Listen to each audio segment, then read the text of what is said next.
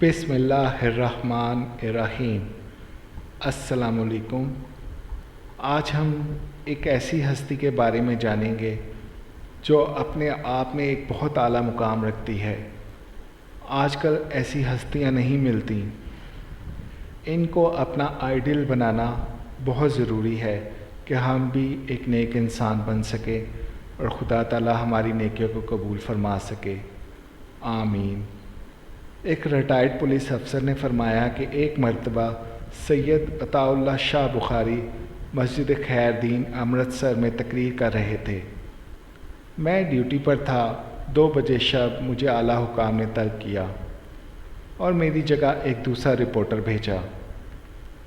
میں نے جب اپنی ڈائری ختم کی تو اس میں یہ الفاظ درج کر دیے: سید عطاء اللہ شاہ بخاری رات کے 11 بجے سے تقریر کر رہے ہیں۔ اب رات کے 2 بجے ہیں۔ ان کی تقریر سے حاضرین جلسہ تو درکنار مسجد خیر دین کے در و دیوار اور اس کے گنبد و محراب اور حوض کے پانی تک مسحور ہو چکے ہیں۔ خان غلام محمد خان نے سنایا کہ میں نے نہ تو سید عطاء اللہ شاہ بخاری کو دیکھا ہوا تھا اور نہ اس کا خاص معتقد تھا۔ میرا سیاسی مسلک بھی اس سے جدا تھا۔ ایک دفعہ عشاء کے وقت دلی دروازے کے باہر سے گزرا تو سید عطاء اللہ شاہ بخاری رحمۃ اللہ علیہ تقریر کر رہے تھے۔ میں بڑے ضروری کام میں تھا، اس خیال سے رک گیا کہ جس مقرر کی اتنی شہرت ہے اسے 5 منٹ سن لوں۔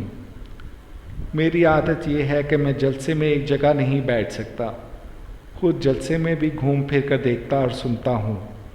میں 5 منٹ تک سید عطاء اللہ شاہ بخاری کی تقریر سنتا رہا، پھر سوچا تھوڑی دیر اور سن لوں، اور ان کا سحر تھا کہ کھڑے کھڑے بیٹھ گیا، بیٹھے بیٹھے تھک گیا تو لیٹ گیا، اور لیٹے لیٹے ساری رات تقریر سنتا رہا، اور ایسے حواس گم ہوئے کہ اپنا کام بھی بھول گیا، یہاں تک کہ صبح کی اذان بلند ہوئی۔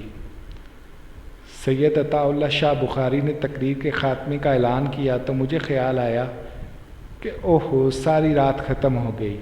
یہ شخص تقریر نہیں کر رہا تھا بلکہ جادو کر رہا تھا۔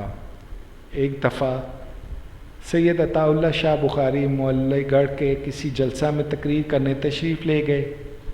کالج کے طلبہ نے تقریر سننے سے انکار کر دیا۔ ایسا ہنگامہ برپا کیا کہ تقریر کرنا محال ہو گیا۔ سید عطاء اللہ شاہ بخاری نے دیکھا کہ کوئی اور نصیحت کارگر نہیں ہوتی تو فرمایا: اچھا بیٹا، قرآن مجید کا ایک رکوع پڑھ دیتا ہوں اور جلسہ تمہارے احترام میں ختم کرنے کا اعلان کرتا ہوں۔ طلبہ خاموش بیٹھ گئے۔ سید عطاء اللہ شاہ بخاری نے انتہائی دل سوزی سے نیم خرد آواز میں پڑھنا شروع کیا۔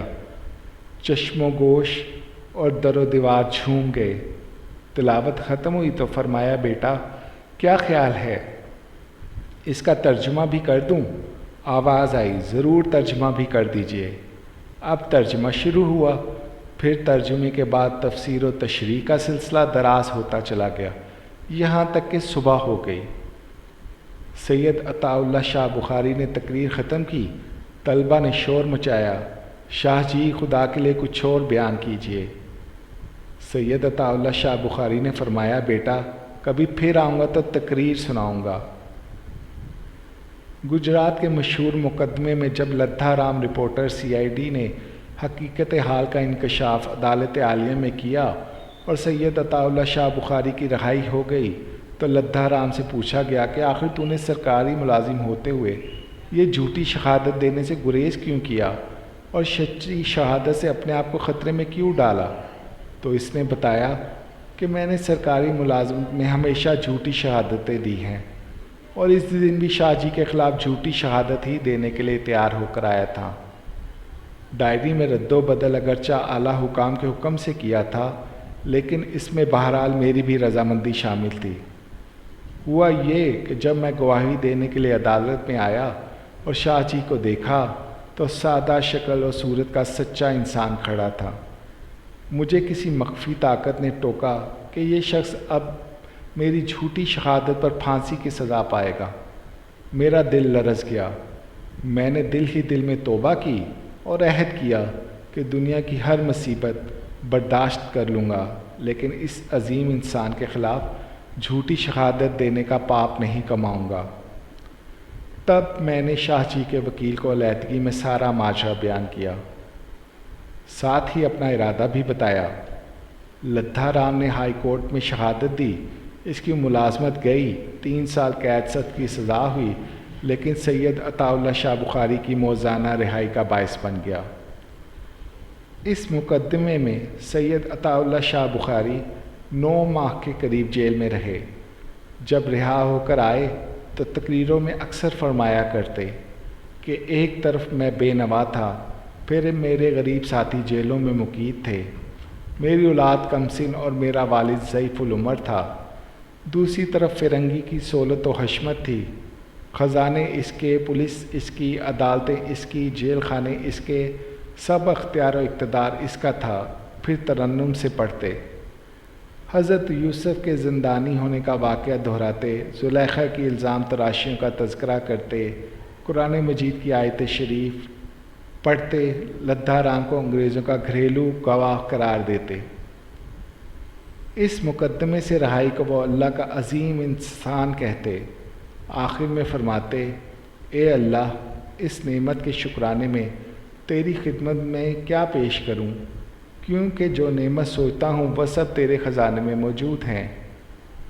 एक दिन तकरीर करते करते झोली फैला दी और फरमाया, मेरे पास एक ऐसी चीज़ है जो तेरे शुक्र व नेमत के लिए पेश करता हूँ, और वो मेरे गुनाह हैं, मेरे पास इनके सिवा कुछ नहीं।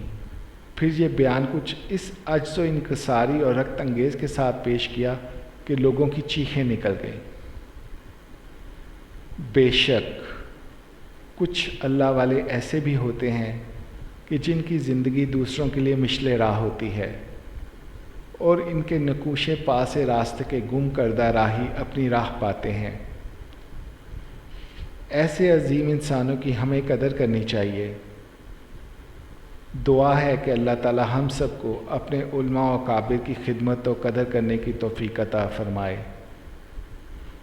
आमीन या रब्बुल आलमीन। शुक्रिया।